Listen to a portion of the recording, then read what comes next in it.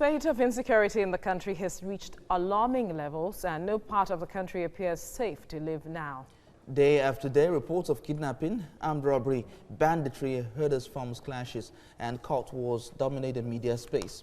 These frequent acts of violence crime have grown to form a major threat to Nigeria's national security. But all of this kidnapping for ransom has become the most pervasive violent crime in the country. In the past, the prime targets of kidnapping for ransom are those considered to be wealthy enough to pay a fee in exchange for being freed. But now all those unfortunate to come in contact with these dangerous men have become prey.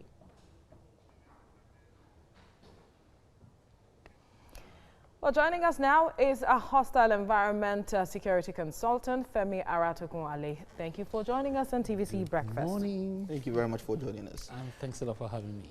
All right, earlier this year, reports said about 4,000 persons were held by kidnappers, and from January to April this year, we had alone 685 people were kidnapped. Now, as a security personnel, how worrisome is this trend, and are we really handling these cases the way it should be handled? Let me start by telling you, the Nigerian security operatives are putting in their best. The federal government are putting in their best, but the fact is that their best is still not good enough. If we keep having reports that the spate is high and we're really not tackling it, so we have a lot of work to do, and I don't think we're doing it in a more strategic way, or perhaps change our strategy. How do we tackle this? Because from the look of things, it's in quotes becoming more lucrative. Once you kidnap someone, the family pays ransom and the person is freed. How do we tackle such situations? Because we have some institutions in government that are meant to tackle it, which they are not tackling it well. I'm not trying to probably, downsize any federal government institution, but please let us call it a spade where it should be called a spade. What is our arms of judiciary government doing with those that have at least been arrested so far? Then again, we have reduced and rendered a different political angle very useless in this country. That is the local government chairman, the local government councillors. Those are the real people that are meant at least to tackle it within the grassroots. But then recently, the local chiefs were said to be part of this kidnap rings and all of those. How does that complicate the issue? You're talking about the local chiefs, but what about the youths? They are closer, and they're closer. In what way have we actually empowered them so that they can be more efficient in reducing and tackling these issues we're talking about? It is not just by talking about it on paper. It's about going down there and at least engaging them with some kind of strategic training, involving them with open-minded look. What we are trying to do is to bring in investors into our country, into our local government areas. If we don't have all these, investors will always run away. If we remember what happened during the Niger Delta region in some years ago, oil workers were being kidnapped, but right now, even pastors are not left behind. Normal school, a lot of people see it now as a form of business. Absolutely. And nobody seems to be doing anything about it. However, there's another institution that is meant to at least do so more, but they are not doing it. That is the CBN, Central Bank of Nigeria. Okay. What are they not doing? Oh, they are not doing anything at all. That is the fact. What are they supposed to do? Oh my God, what a question. The fact is this, when people ask for ransom, there is a way ransom are being paid, and there's a way you can actually trace all these funds and see where it's going, who is spending it, which area, and you now start mounting your surveillance. Now brings about again the attention of the Nigerian police, intelligence gathering. How do we make sure that all these guys are actually doing their job well? It boils down to effective training management program. So we have a lot to do. Don't get me wrong, they are doing their best, but I think we need to change the structure. What you say effective training management program for the police? Yeah.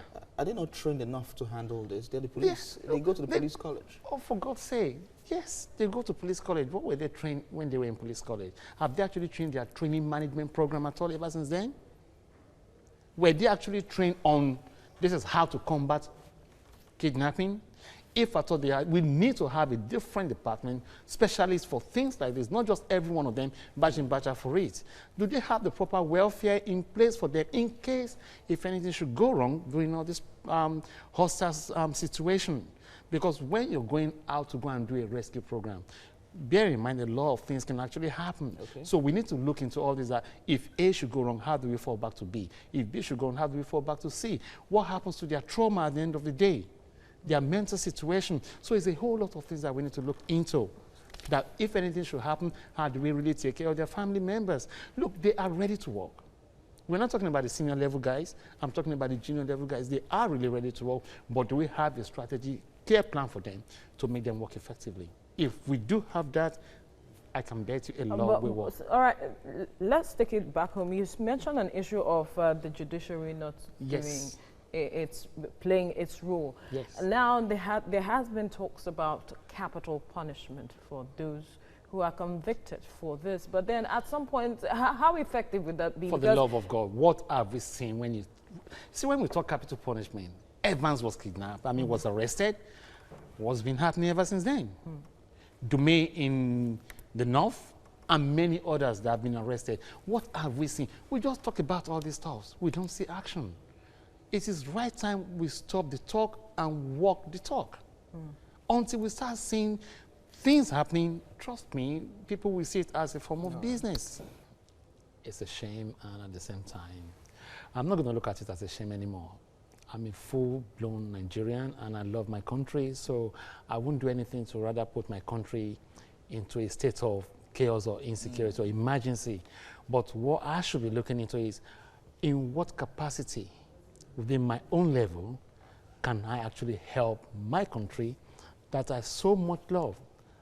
But the question is the government actually ready to give a platform for us to at least interact and, profound a bit of solution within our own reach? When we talk about solution now, yeah. What kind of solution are you looking at as a security expert?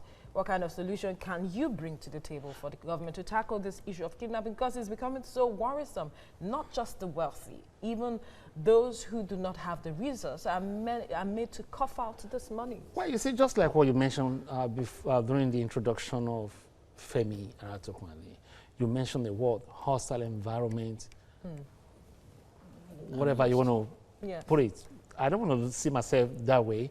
Yes, I trained in the United Kingdom, but I need to bring back what I've been trained on and, pass it on. Passing it on is so simple. It is not rocket science. It's all about creating a platform to make it happen. Who are those that are really in need of all this?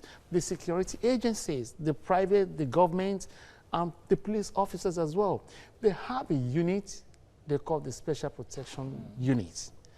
The question is, when was there a training? Now okay. I ask, let's go back to the question, what kind of trainings? As I've what said, kind of solution? The best solution I have in mind is, let us start having what we call the Hostile Environment Close Protection Training Program, not for the VIP alone, however, for the vulnerables as well. And again, we need to have what we call the Kidnap Awareness Training and Orientation Program, not just for the government or probably people within the high-ranking area, but within the schools, within the local government, within the faith leaders, churches, all those soft target areas. They need to be aware of what goes on around them. And even the local vigilante groups. Okay. We need to reorientate them, we need to retrain them on what and how they should actually do more of covert operations and intelligence gathering to pass it on to the Nigerian police. The vigilante group, I was actually getting there. Okay. We see that a lot of times this particular group of people are not given the opportunity to help when it comes to kidnapping cases. They are called upon maybe at the last minute.